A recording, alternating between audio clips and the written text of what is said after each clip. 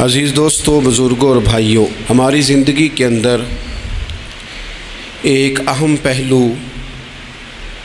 جس سے ہم بڑی تکلیف کا شکار ہو جاتے ہیں اور بعض اوقات اذیت ناک حد تک وہ بات چلی جاتی ہے، وہ ہوتا ہے لوگوں کا باتیں کرنا۔ لوگ ایک دوسرے کے بارے میں تبصرہ کرتے ہیں، گفتگو کرتے ہیں۔ اگرچہ اسلام نے اسے بڑا ناپسند کیا اور غیبت کو زنا سے زیادہ بدتر قرار دیا، لیکن معاذ اللہ ثم معاذ اللہ لوگ پھر بھی اس اخلاقی کمزوری کا شکار ہو جاتے ہیں اور لوگوں کے بارے میں گفتگو کرتے ہیں۔ پھر لوگوں کی وہ باتیں جب ہم تک پہنچتی ہیں، جس کے بارے میں بات کی جا رہی ہوتی ہے، جب اس تک پہنچتی ہے تو وہ شخص بڑی اذیت کا شکار ہو جاتا ہے۔ وہ ذہنی تکلیف میں بھی آتا ہے، کرب میں بھی مبتلا ہوتا ہے، اور بعض اوقات خدا معاف فرمائے تو بعض لوگوں میں مایوسی بھی پھیل جاتی ہے۔ آپ قرآن مجید فرقان حمید کو دیکھیں تو اللہ تعالیٰ نے قرآن مجید میں فرمایا کہ وَإِذَا قِيلَ لَهُمْ آمِنُوا كَمَا آمَنَ النَّاسُ، جب منافقین سے کہا جائے کہ اس طرح ایمان لاؤ جس طرح کے باقی لوگ ایمان لائے ہیں، یعنی صحابہ کرام، قالوا تو وہ کہتے ہیں آنؤمن کما آمن السفہاء، ہم اس طرح ایمان لے آئیں جس طرح معاذ اللہ یہ بیوقوف ایمان لائے، ان کی طرح ایمان لے آئیں۔ الا انہم هم السفہاء، اللہ فرماتے ہیں خبردار ہو جاؤ یہی بیوقوف ہیں، ولکن لا یعلمون، لیکن یہ جانتے نہیں۔ انہیں اس بات کی خبر ان لوگوں کو جو کائنات کے بہترین لوگ ہیں زمین پر، انبیاء کے بعد صحابہ، ان کو لوگوں نے بیوقوف کہہ دیا، باتیں کر دی۔ آپ قرآن مجید دیکھیے سورہ قلم کے اندر اللہ تبارک و تعالی نے اس بات کا بھی جواب ارشاد فرمایا ہے، جب لوگوں نے کہا تھا کہ معاذ اللہ حضور تو مجنون ہے، تو اللہ نے فرمایا محبوب آپ رب کے فضل سے مجنون نہیں ہیں، بلکہ اللہ نے آپ کو خلق عظیم کا مالک بنایا ہے۔ وَإِنَّكَ لَعَلَىٰ خُلُقٍ عَظِيمٍ، لوگ بات کرتے ہیں اور کر جاتے ہیں اور شوق رکھتے ہیں تبصرہ کرنے کا۔ تو میں نے بہت سارے لوگ ایسے زندگی میں دیکھے ہیں جو لوگوں کی باتوں کی وجہ سے اذیت میں آ گئے، تکلیف کا شکار ہو گئے۔ اور میں اور آپ تو کسی کھاتے میں نہیں، حضرت ابوبکر صدیق رضی اللہ تعالیٰ عنہ جیسے لوگ، افضل البشر بعد الانبیاء بالتحقیق حضرت صدیق اکبر۔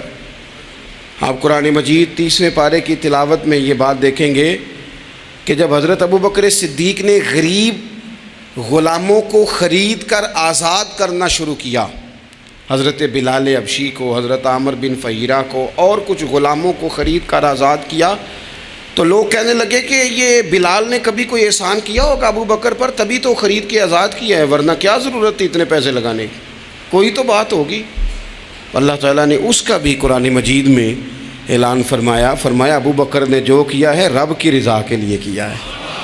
تو گفتگو کرنا، بات کرنا، لوگوں کا اتنا یہ خطرناک مزاج ہے، ایک جملہ کہہ کے لوگ سائڈ پہ ہو جاتے ہیں، بندہ بیچارہ ساری رات تڑپتا رہتا ہے، ایک فکرے کا تبصرہ کر کے لوگ کونے میں چھپ جاتے ہیں، اور کسی آدمی کے لیے وہ اسے سولی پہ لٹکا جاتے ہیں، اپنی زبان کے تیروں سے لوگ پریشان کرتے ہیں۔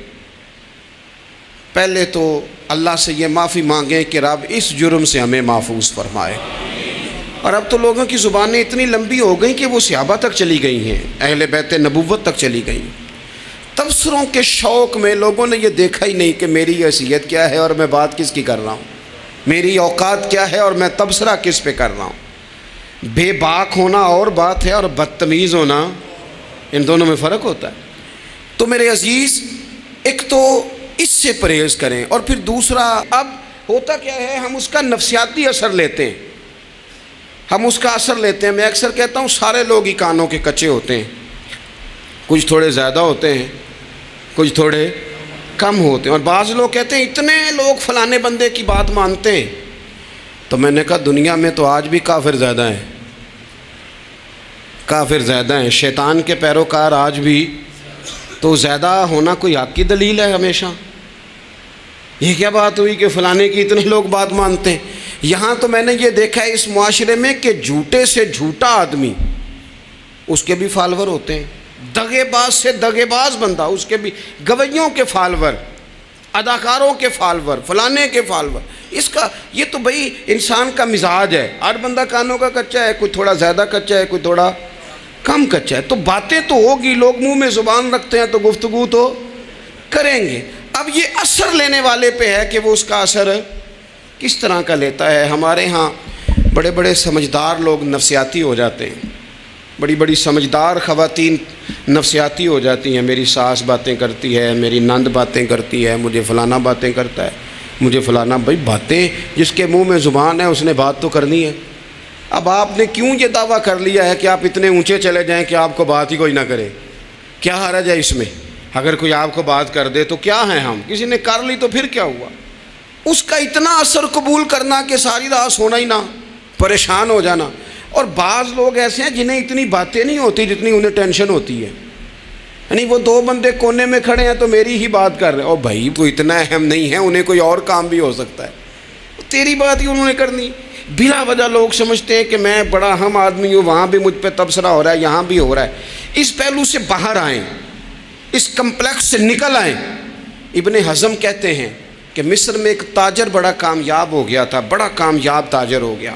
تو زندگی میں جتنے لوگ بھی کامیاب ہوتے ہیں ان سے حسد ہوتا ہے، اس سے بھی اس کے ارد گرد کے لوگوں نے حسد شروع کیا۔ اب تاجروں نے پلاننگ کی کہ اسے خراب کیسے کرنا ہے۔ وہ ایک دن اپنے گھر سے نکلا، سفید کرتا سفید پگڑی باندھ کے باہر۔ اب 5-6 لوگوں نے پہلے سے منصوبہ بندی کی ہوئی تھی۔ ایک صاحب اسے ملے، کہنے لگے ماشاءاللہ آج تو سفید کرتے پر سبز امامہ، سبز پگڑی بڑی ہی اچھی لگ رہی ہے۔ تو وہ ہنس کے کہنے لگا لگتا ہے آپ سو کے اٹھ کے آئے ہیں، پگڑی تو میری سفید ہے۔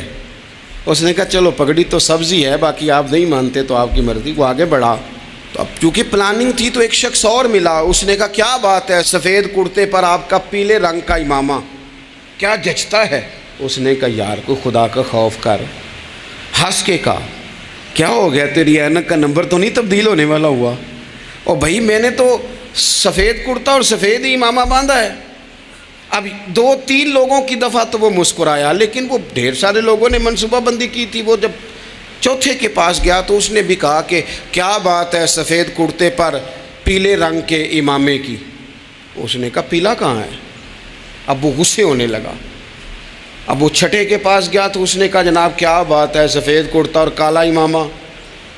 اب وہ غصے میں اتنا باولا ہوا کہ پہلے ہنسا پھر رویا، پھر اسے سمجھ نہ آئی کہ دکان کا تالا کس چابی سے میں نے کھولنا ہے۔ بس وہ شام ہوئی تو اس بیچارے کو بچوں نے روڑے مارنے شروع کر دیے۔ وہ اتنی تکلیف میں آ گیا کہ لوگ اسے پاگل کہنے لگے۔ کیوں؟ اس لیے کہ لوگ منصوبہ بندی، افواہ تھی نا کہ میری طبیعت خراب ہے، تو لوگوں نے حال پوچھ پوچھ کر بیمار کر دیا۔ لوگوں کی باتیں، لوگوں کے تبصرے، لوگوں کے کومنٹس۔ بولے امام شافعی فرمانے لگے لوگوں کی باتیں پتھروں کی طرح ہوتی ہیں، یہ روڑوں کی طرح ہوتی ہیں، اگر انہیں کمر کے اوپر رکھ لو گے نا تو یہ تمہاری کمر توڑ دیں گی، اور اگر تم ان کو اپنے پیروں کے نیچے رکھ لو گے تو تمہارا قد اونچا ہو جائے گا۔ بس دنیا میں وہ لوگ پریشان ہوتے ہیں جو لوگوں کی باتوں کو کندھوں پر سوار کر لیتے، جو پیروں کے نیچے رکھے، جو پاؤں کے نیچے رکھیں ان کا قد۔ وہ پرانے زمانے میں نا عارف رومی رحمۃ اللہ علیہ فرماتے ہیں کہ ایک بیل گائے گر گئی تھی کنویں کے اندر، تو اب وہ لوگ اس کو نکال تو نہیں سکتے تھے، تو انہوں نے اس طرح کیا کہ مٹی ڈالنی شروع کر دی کہ اب بدبو آئے گی، پریشانی ہوگی، تو اس کو بند کر دیتے ہیں اندر ہی، کنویں کو کنواں نئی جگہ پہ کھود لیتے ہیں۔ انہوں نے جب اس کے اندر مٹی ڈالی نا تو وہ گائیں جو تھی وہ مٹی جھاڑ کے تو مٹی کے اوپر آ گئی، انہوں نے پھر مٹی ڈالی تو وہ تھوڑی اور اوپر آ گئی، اور مٹی ڈالی تو اور وہ مٹی ڈالتے گئے اور گائیں وہاں سے کنویں سے باہر آ گئی۔ لوگوں نے دفن کرنا چاہا، وہ باہر نکل آئی۔ اور میرے بھائی لوگ بھی اپنی باتوں میں دفن کرنا چاہتے ہیں، لیکن یاد رکھنا جو چمکنے والے تھے وہ چمکتے ہی رہے، جن کو اللہ نے عزت دی تھی ان کی گھٹا ہی کوئی نہیں سکا۔ اتنی لمبی زبانیں کھول کے لوگوں نے صحابہ کے بارے میں باتیں کی، باتیں ہو رہی ہیں. لوگ جن کو دبانا چاہتے تھے، آج نہیں صوفیاء کی مخالفت شروع ہوئی، ان کے زمانے میں بھی ہوئی، ان کے دور میں ان کے خلاف کتابیں لکھی گئیں. لکھنے والے خدا جانے کہاں ہیں، اور داتا صاحب ہو رہی ہے، خواجہ صاحب ہو رہی ہے. حضور غوث اعظم کے ان کے زمانے میں بھی ایسا نہیں ہوا کہ بڑی خوشی سے لوگوں نے آگے بڑھ کے پھول ڈالے ہوں. ان کے دور میں باقاعدہ جتھے تیار ہوئے، جتھے، اور پورا کام کیا گیا. اور ویسے بھی اگر کوئی شخص آپ کا مخالف ہی نہیں ہے تو پھر آپ کو چمکنے کا مزہ کیسے آئے گا؟ کوئی تو مخالف ہو نا، کوئی تو ہو نا جو کوئی بات کرے. دیکھیں نا، اگر اندھیرا نہ ہو، رات نہ ہو، تو بلب کی کوئی اہمیت رہ جائے گی؟ یہ چمکتا ہی تب ہے جب اندھیرا زیادہ ہوتا ہے.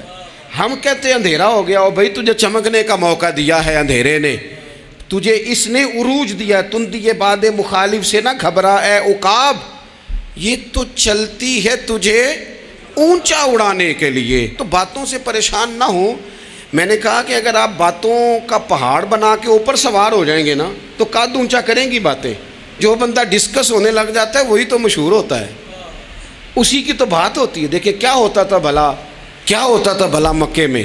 کوئی بندہ باہر سے آتا تو ابو جال اسے کھڑا کر کے کہتا حضور کے پاس نہ جانا. تو کہتا پتہ تو کروں بھلا نبی پاک کے پاس کیا ہے، پتہ تو کروں بھلا حضور کے پاس کیا ہے. تو جن سے تعارف نہیں ہونا تھا وہ بھی تعارف کرا رہے تھے رسول پاک کا. تو اس لیے باتوں سے گھبرا جانا. ہاں ایک بات ہمیں کتاب و سنت میں ملتی ہے، اس پر ضرور غور کریں. تہمت والی جگہ سے بچیں، تہمت کا موقع نہ دیں. مطلب بلا وجہ ہی اپنے لیے بحث کا دروازہ کھولنا یہ درست نہیں ہے. اپنے لیے ہم نہ دروازے کھول لیتے ہیں بحث کے، مفت کی بحث ہو رہی ہے، فلانا بھی ڈسکس کر رہا ہے. کچھ چیزیں ایسی ہوتی ہیں جو سب کی سمجھ کی نہیں ہوتی، وہ سب کے سامنے ڈسکس کرنا ضروری نہیں ہوتا. حضرت سیدنا ابو ہریرہ رضی اللہ تعالیٰ عنہ فرمایا کرتے تھے مجھے نبی پاک علیہ السلام نے علم کی 2 تھیلیاں دی ہیں، میں نے ایک کھولی ہے تمہارے سامنے، ایک کھولی ہے، دوسری نہیں کھولوں گا. اس لیے کہ ہر بندے کو بات اس کے ظرف کے مطابق کرنی چاہیے. تو موقع نہ دیں. نبی پاک صلی اللہ علیہ وسلم نے فرمایا اس بندے نے اپنی، یہ بخاری میں موجود ہے، فرمایا اس نے اپنی عزت اور اپنی جان کو محفوظ کر لیا جو فتنے والی جگہ سے بچ گیا. جہاں تہمت لگ سکتی ہے اس جگہ سے بچیں. جان بوجھ کے لوگوں کو موقع نہ دیں باتیں کرنے کا، جان بوجھ کے موقع نہ دیں. جامع ترمذی کے اندر حدیث موجود ہے، حضرت سیدنا عمر فاروق رضی اللہ تعالیٰ عنہ نے ایک موقع پر اجازت مانگی تھی نبی پاک صلی اللہ علیہ وسلم سے. عرض کیا یا رسول اللہ صلی اللہ علیہ وسلم مجھے آپ اجازت دے دیں، میں عبداللہ بن ابی سلول کی گردن اڑا دوں، یہ منافق بار بار آڑے آتا ہے، بار بار تکلیف دیتا ہے، آپ مجھے اجازت دیں میں اسے قتل کر دوں.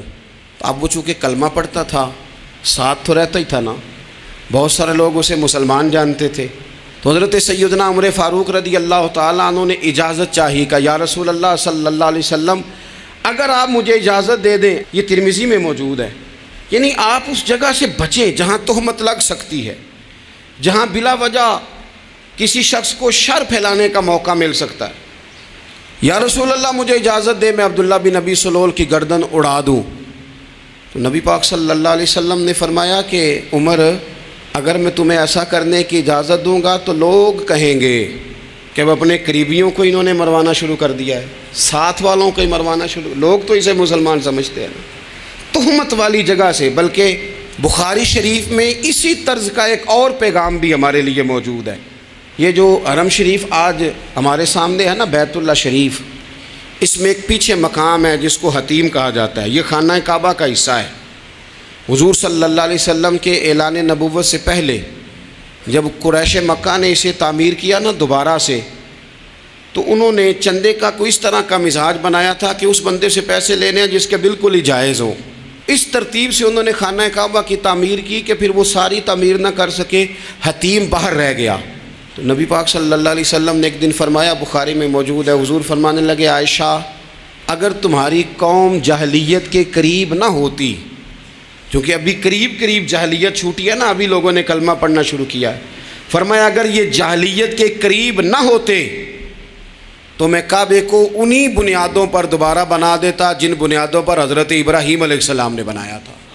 لیکن چونکہ یہ جاہلیت کے قریب ہیں، ان کی سمجھ میں چیز نہیں آئے گی، یہ شک میں پڑ جائیں گے، پریشان ہو جائیں گے، لہذا میں یہ کام نہیں کرتا. بہت ساری چیزیں ایسی ہیں کہ جن کی وجہ سے بعض سادہ لوگ ابہام کا شکار ہوتے ہیں، ابہام کا۔ ہمارے علماء نے اس طرح کیا کہ بڑے طے کر کے عقائد کے عنوانات امت تک پہنچائے۔ ہر آدمی ہر شعبے کا اسپیشلسٹ نہیں ہوتا، بہت سارے لوگ باتیں مریض کے سامنے کرنے والی نہیں ہوتی، وہ صرف لواحقین کو بتانے والی ہوتی۔ پھر کچھ لوگ اور آئے جنہوں نے کہا کہ ہم تو ایفیشنسی دکھائیں گے، کچھ خاص ہر بات کھول کر لوگوں کے سامنے رکھیں گے۔ تو اس کا نقصان پھر یہ ہوتا ہے کہ سادہ لوگ مشکلات کا شکار ہوتے ہیں۔ وہ پھر جب کہتے ہیں ہر چیز ڈسکس کر لینی چاہیے تو پھر باتیں دور نکل جاتی ہیں۔ پھر لوگوں نے انبیاء کرام علیہم السلام کی اجتہادی خطاؤں کو ڈسکس کرنا شروع کیا۔ ربنا ظلمنا انفسنا، اگر حضرت آدم یہ لفظ کہیں تو ان کے لیے تو ٹھیک ہے، لیکن اگر کوئی غلام اور امتی اور بیٹا اٹھ کے یہ لفظ کہے تو اس کے لیے ٹھیک نہیں ہے۔ تو میرے عزیز ایسے کام نہ کریں جس کی وجہ سے بلا وجہ بحث کا۔ ہمارے یہاں کچھ لوگوں کو شوق ہے خبروں میں رہنے کا، وہ ایسی باتیں چھیڑتے ہیں جن سے نہ وہ خبروں میں رہ سکیں۔ میں نے دیکھا ہے وہ کہتے ہیں جی میں نے کوئی انوکھی بات کرنی ہے۔ بھئی انوکھی بات کرنے سے بندہ مشہور تو ہو جاتا ہے۔ ہمارے زمانے میں مشہور ہی وہ ہوتا ہے جو دوسروں سے ذرا ہٹ کے بات کرے، انوکھی کرے۔ وہ ہمارے لطیفہ لکھا ہے نا، ایک اہل عرب کا ایک ہجا نام کا عربی کا ایک لطائف سنانے والا شاعر ہے، تو وہ کہتا ہے کہ ایک شخص نے ایک دفعہ کہہ دیا تھا گدھا کھانا جائز ہے۔ بڑے بڑے علماء اس کے گھر چلے گئے کہ بھئی کوئی دلیل، کوئی جزیہ، کوئی کہاں سے، کوئی کتاب، کوئی حوالہ، کوئی شے۔ اس نے کہا روز آؤ گے ایک بندے کو بتاؤں گا، کٹھا اسٹیج لگاؤ، ایک ہی دفعہ حوالے دیتا ہوں، روز نہیں دیے جاتے۔ وہ اسٹیج لگ گیا، دنیا جمع ہو گئی، جنہوں نے کبھی ٹائم نہیں نکالنا۔ تو یہ ذرا انوکھی بات جو کر رہا تھا، وہ سارے لوگ آ گئے۔ تو وہ اسٹیج پہ چڑھا تو کہنے لگا مجھے جانتا کوئی نہیں تھا، چلو اب بدنام جو ہوں گے تو کیا نام نہ ہوگا، اب قیامت تک کہو گے تو صحیح نا۔ وہ اس مولوی دے گھر جنہیں ایک بار آکھیا نہیں سی گدھا کھانا جائز ہے، چلو بدنام جو ہوں گے تو کیا۔ تو بہت سارے ایسے لوگ ہیں جو ہیں بدنام، پر چلو نام تو ہو گیا نا۔ بدنامی صحیح، شرارت صحیح، شیطانیت صحیح، لیکن نام تو ہو گیا۔ تو اس لیے کوئی ایسا انوکھا کام جس سے لوگوں کی، میں آپ سے بڑی گزارش سے عرض کروں، اعلیٰ حضرت بریلوی رحمۃ اللہ علیہ نا لالٹین کے اندر مٹی کا تیل جلایا جاتا ہے ہمارے ہاں، تو مٹی کا تیل ظاہر ہے اس سے بدبو آتی ہے، تو مسجد میں وہ جلانا جائز نہیں تھا۔ تو ایک صاحب ارنڈی کا تیل لائے، وہ خوشبو والا ہوتا ہے، وہ لا کے انہوں نے نا اعلیٰ حضرت بریلوی رحمۃ اللہ علیہ کو لالٹین میں ڈال کے دیا اور کہا کہ یہ مسجد میں اس کو جلاتے ہیں چونکہ اس کے اندر سے خوشبو آتی ہے، بدبو نہیں آتی۔ تو وہ جو شرعی عذر ہے نا، حضور نے فرمایا کہ جمعے والے دن غسل کر کے آؤ تاکہ کسی کے پسینے سے ایک دوسرے کو تکلیف نہ ہو۔ کچا لہسن پیاز کھا کے مسجد آنا اس لیے منع کر دیا گیا کہ منہ کی بدبو سے تکلیف ہو، تو مسجد میں کوئی ایسی چیز جو بدبو کا باعث بنے منع ہے۔ اب انہوں نے وہ تیل لا کے لالٹین میں ڈالا جس سے خوشبو آتی تھی اور لالٹین بھی روشن ہوتی تھی۔ تو اعلیٰ حضرت فاضل بریلوی رحمۃ اللہ علیہ اپنے اس خادم سے فرمانے لگے کہ اب لوگ تو آئیں گے نا، تو ہمارے علاقے میں تو ساری دنیا مٹی کے تیل سے ہی چلاتی ہے، تو اب آپ نے ایک خوشبو والا تیل لا کے ڈال تو دیا ہے اس کے اندر لالٹین میں، پر یہ لوگوں کو بتائے گا کون کہ یہ تیل وہ نہیں ہے؟ لوگ تو یہاں سے دیکھ کے جائیں گے اور جا کے کہیں گے کہ اتنے بڑے عالم کی مسجد میں اگر جل رہا ہے تو ہم کیوں نہ جلائیں۔ تو فرمانے لگے وہ شخص کے حضور پھر حال کیا ہے؟ فرمانے لگے آپ فرضوں کا سلام پھیر کے دعا سے پہلے لالٹین کے پاس کھڑے ہو جائیں اور جو بندہ گزرے اسے بتاتے جائیں کہ یہ مٹی کا تیل نہیں، یہ مٹی کا تیل نہیں، یہ مٹی کا تیل۔ ہر شخص کے ذہن تک بات اتر جائے تاکہ لوگ کسی ایسی چیز کا شکار نہ ہو جائیں جس سے کہ ان کے مزاج میں کوئی غیر شرعی چیز عروج پکڑ لے۔ تو میرے عزیز ہم نہ کچھ بدگمانیاں لوگوں کے اندر لوگ ڈالتے ہیں۔ ہمارے ہاں بالخصوص پاکستان میں جب سے سیاسی فرقہ واریت شروع ہوئی ہے، سیاسی، ہماری قوم کا مزاج اتنی بری طرح خراب کیا گیا ہے۔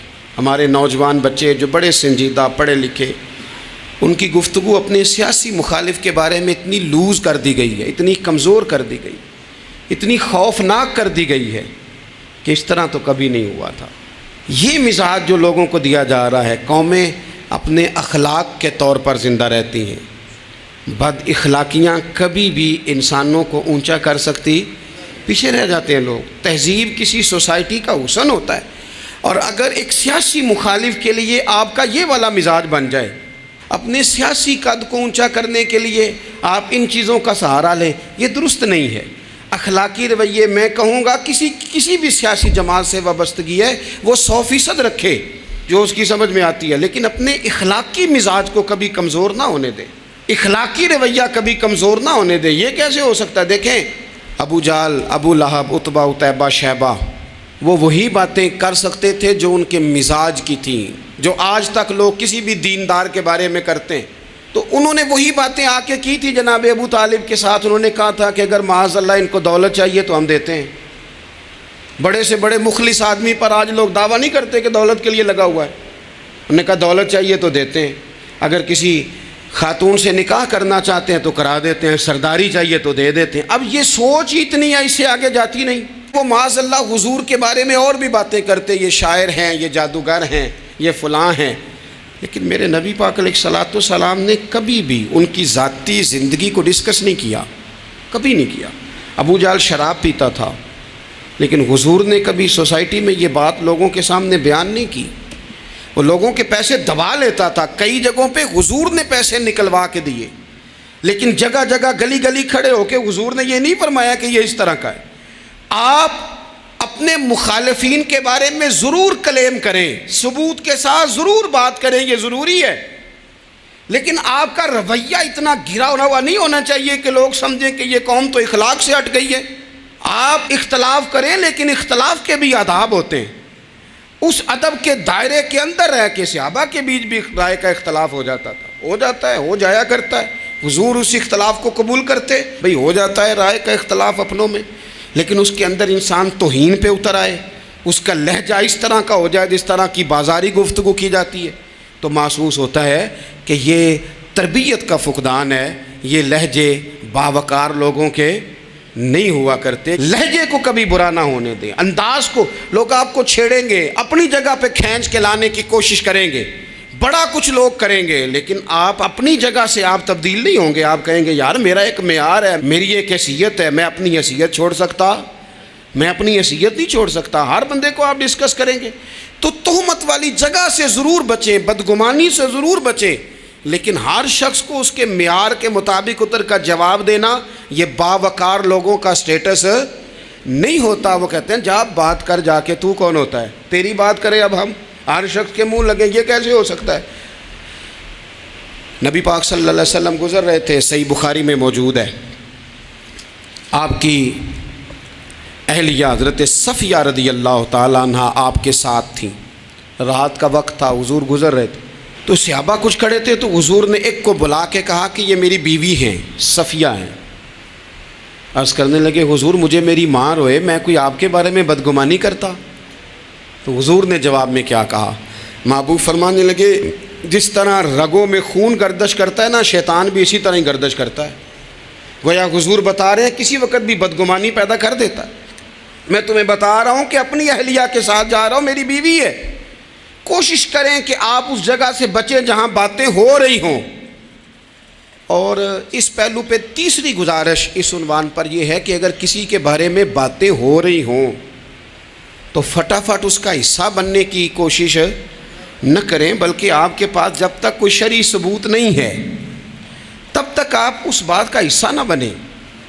ہمارے ہاں بات ہو رہی ہوتی ہے تو دو چار بندے دوڑ کے نا اپنا بھی حصہ ڈالتے ہیں، بلکہ میں بڑی ذمہ داری سے یہ بات عرض کروں گا، بات لمبی ہوتی تب ہے جب کوئی بندہ درمیان میں کہہ دیتا ہے نا نہیں تجھے تو تھوڑا پتہ ہے، تھوڑا میں بھی کرتا ہوں۔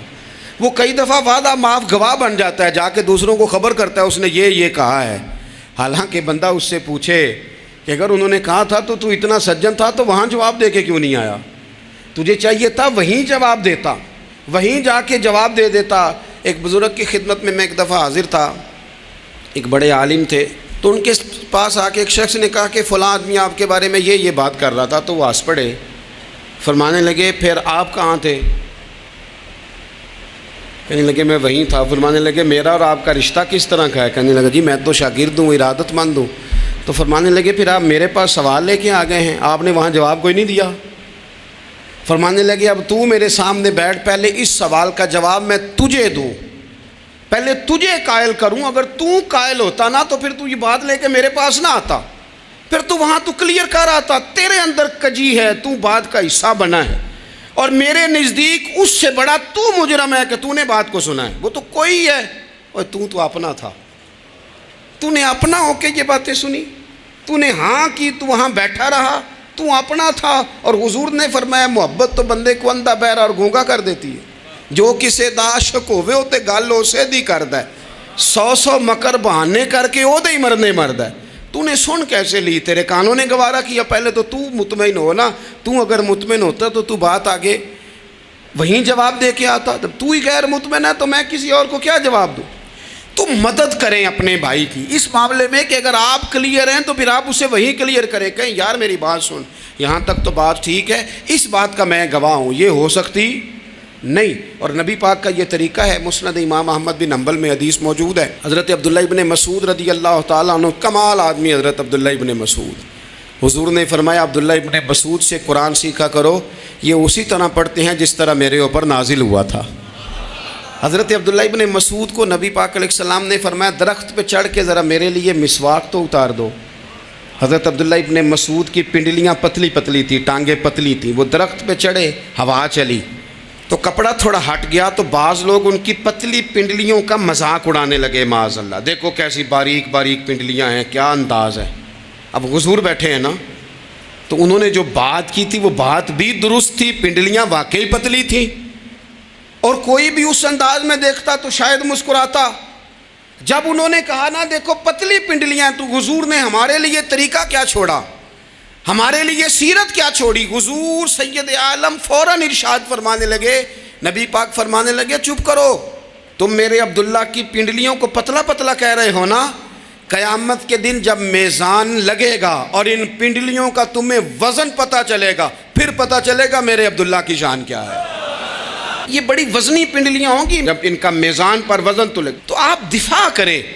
نبی پاک صلی اللہ علیہ وسلم نے فرمایا اگر کسی جگہ تیرے بھائی کی عزت پر حملہ ہو رہا تھا اور تو بچانے پر قادر تھا اور تو نے اس کی عزت سے اس شر کو روک دیا، کہا نہیں یار ایسی بات نہیں ہے، تم غلط کہہ رہے ہو، فرمایا اگر تم کسی کی عزت کا دفاع کرو گے تو فرمایا جہاں تمہاری عزت خراب کی جا رہی ہوگی رب وہاں تمہاری عزت کا دفاع فرمائے گا، اللہ تمہاری عزت کا محافظ بن جائے گا۔ لیکن ہم کیا کرتے ہیں، ہم لوگ باتیں کر رہے ہوتے ہیں تو ہم ان باتوں میں ایک بات اور شامل کرتے ہیں، ہم ان باتوں میں ایک بات اور شامل کر لیتے ہیں اور انداز اختیار کر لیتے ہیں، اور جو آپ کے حق میں ہے اس نے مخالف نہیں ہونا، اور جو مخالف ہے اس نے کبھی حق میں چھوڑیں۔ آپ کس کو قائل کر رہے ہیں؟ جس کی سمجھ میں آتی ہے وہ قبول کرے، نہیں آتی تو دروازہ کھلا ہے، کہیں اور تشریف لے جائے۔ ہمارا یہ مزاج بن گیا کہ بلا وجہ کی وضاحتیں بھی بندے کو کمزور کرتی ہیں، بلا وجہ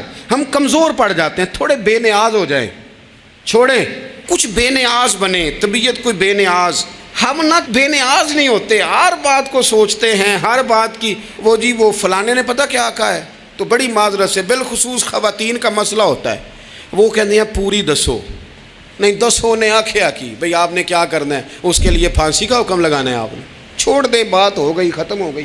اپنی زندگی میں تھوڑی سی بے نیازی بھی پیدا کریں، تھوڑی سی بے نیازی، ہر ایک کی بات سننا، ہر ایک کی بات پر غور کرنا، ہر بندے پر تبصرہ شروع کر دینا، وہ تو تکلیف آ جائے گی۔ وہیں سے جہاں سے بات شروع کی تھی پھر وہیں لاتا ہوں کہ باتوں کا اثر لیں لیکن صرف خیر کی باتوں کا اثر لیں، لیکن صرف اچھے لوگوں کی باتوں کا، ہر ایک کی بات کا اثر لوگے لوگ دو قدم نہیں چلنے دیں گے۔ اور دوسرا میں آپ کو بڑی ذمہ داری سے عرض کرتا ہوں، ہم ویژن والے لوگ ہیں، ہماری 1400 سال کی تاریخ ہے، ہم ویژن والے لوگ ہیں۔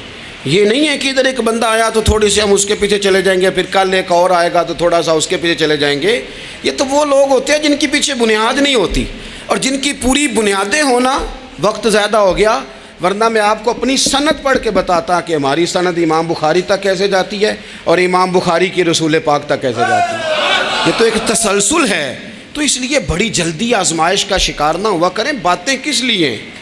جو بندہ ویلا ہے اس نے بھی 4 باتیں تو ہر بات کا اثر نہ لیں۔ بالخصوص جوانوں سے کہتا ہوں، ٹارگٹ اچیو کرنے کے لیے سب سے پہلے تو مقاصد کا تعین کرے، جانا کدھر، اور پھر اس پہ لگ پڑے۔ باتیں ہوتی رہیں گی، لیکن باتوں کو پشت پہ سوار نہیں کرنا، باتوں کو پاؤں کے نیچے رکھنا ہے، قد اونچا ہو جائے گا، قد اونچا ہو جائے گا۔ پشت پہ سوار کرو گے تو گردن ٹیڑھی کر دیں گے، آپ بس بڑھتے جائیں۔ گھوڑا جب دوڑتا ہے نا، دوڑتا ہے تو اس کے پیروں کو جھاڑیاں لگتی ہیں، لیکن اگر دوڑتا رہے تو کوئی جھاڑی کہیں رہ جاتی ہے، کوئی کہیں رہ جاتی ہے۔